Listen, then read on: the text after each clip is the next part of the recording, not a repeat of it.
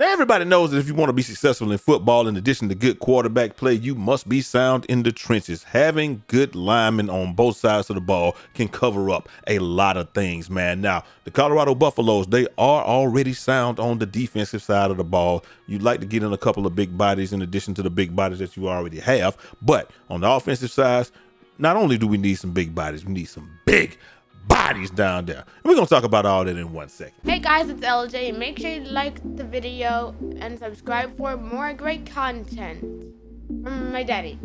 But before we get started, make sure y'all like this video and comment y'all thoughts down below, because y'all already know where we're trying to go with this thing. If nobody told y'all this today, y'all my brothers, my sisters, my family. I love each and every last one of y'all, man. So check it out. It all started with this tweet right here from Go Buffs, and it says, CRISLER is 6'6", 335 pounds, and has an 88 grade in the transfer portal. Big get for the Buffs. And then this is Pete the Mail, and he just says, former Illinois offensive lineman CRISLER has committed to the University of Colorado. He tells ESPN CRISLER has started 3 seasons on the offensive line at Illinois. And like we said, man, like you said, the grades are great. That's good. But the biggest thing is, man, the size. You got to have size and somebody who's already done it. So somebody who started and has good size. I can almost tell you that, like I said, we have our quarterbacks of the future. You got Caden Salter. He's coming in, and I think he's going to play very well this year. But his game is a very dual threat-esque.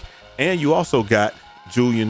You got Juju, and he's coming in, and he's he's pretty much dual threat also, but he's really works more from the pocket. You got to be able to protect those guys, but at the same time, not only protect them on passing downs, the best way to protect those guys is to be able to run the football. If you can run the football, you take a lot of pressure off the quarterback. You gashing for you handing it off, you gashing, you can protect your quarterback a lot better.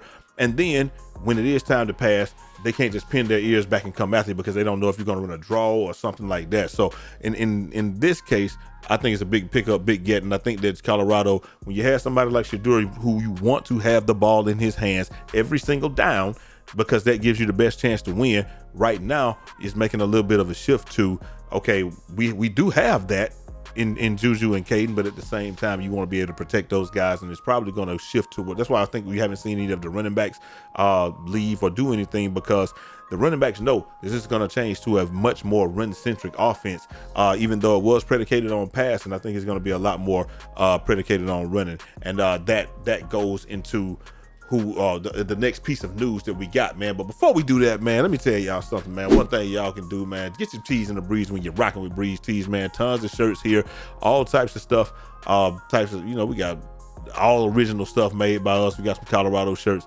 all that good stuff. If you don't like any of them, you can upload your own stuff, and it's really this easy. You click on it, upload your file, whatever you want. You got this right here, boom, put it on there, bam, size it up, and bow. Send it to us, we'll print it for you. And even if you want to take the background out, I'll take the background out for you, because that's what I do. I mean, I do art and all types of stuff, man. So get your tees in the breeze when you're rocking with Breeze Tees, man. But on to the next piece of news. Link is down in the description, because speaking of the trenches, we also were able to pick up, let me see what my guy's name is, man. We talked about him the other day, but Coleman, Tavian Coleman is locked in, and he's on the way. You got Martavius French, he's locked in, he's on the way. We already know that Zarian McGill is locked in and on the way. And then there was another person that I wanted to talk about here. We got obviously we knew Aki Agumbi. We talked about him a couple of weeks ago. And then, like we said, we got Jaheim Otis, you got Gabriel Lightfoot, you got Zach Atkins. Like I said, really building a wall for these guys right here, man. But the person that I was Kylan Salter. There you go. That's what I was talking about too. As far as the defensive side of the ball. So as you see, the defensive side of the ball pretty much sets. You got a defensive tackle right here in Tavian. He's definitely a day one starter. That dude is aggressive off the end. I think he's gonna be more of a on the an end for the 3 down lineman side of it. And then, like we said, you got Gabriel Lightfoot, 6'3", 295. You'll probably be over 300 pounds by the time it's starting. You got big Jaheim Otis, in addition to what we're already retaining. So that's That is awesome. But what we want to talk about is who's also visiting this weekend. And this is what we're talking about, who's visiting this weekend. Is going to be Colorado has, is the host Ole Miss transfer offensive lineman. So they're going to host him this weekend. And this young man is Taimani. I don't want to say his name. I want to butcher his name, but I think that's how you would call it. Taimani is how you would say. But it says Ole Miss transfer offensive lineman Taimani is taking a closer look at 2 Big 12 programs amid his search for a new home. And so, we know he says both West Virginia and the University of Colorado. He is 6'5", 305 pounds, offensive lineman. And like we said, man, we know that Carday Smith is coming. I want to say Carday Smith is more of a guard than a tackle. I think that's what he did. And we know that his rim blocking is impeccable. And he was one of the, he was like the most outstanding player at the high school all-star game or what have you. But it just makes sense to me. We saw the teams that Colorado had the toughest time against this year. There were teams that could just run the ball relentlessly and teams that had mobile quarterbacks.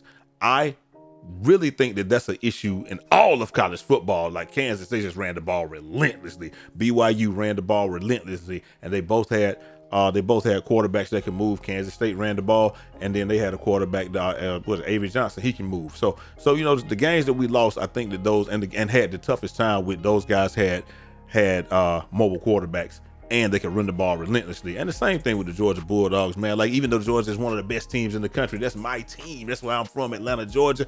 It just sucks because we played Georgia Tech. They could run the ball, and they had a mobile quarterback. It's just very difficult to deal with those type of teams. Same thing. Look at Ohio State. They're the odds-on favorite to win this whole thing, and look at what they had. Run the ball relentlessly. They obviously they got Smith at wide receiver, but they also have a mobile quarterback that can run the ball if he wants to. And they didn't run him that much last night, but man, just the threat of having that.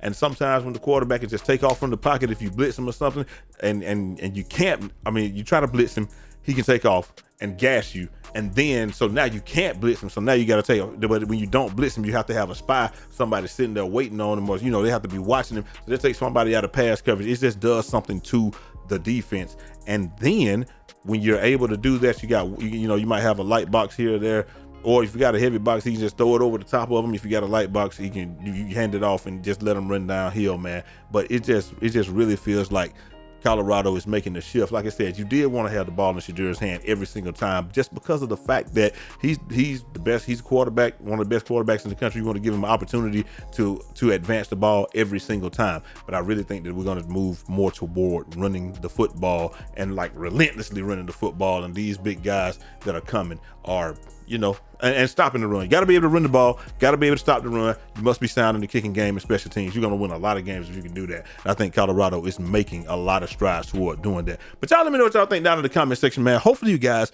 enjoyed the video. Like I said, I'm happy that these big boys are coming, and it's going to be fun to watch this year. The year is going by so fast, man. We a third of the way through January already.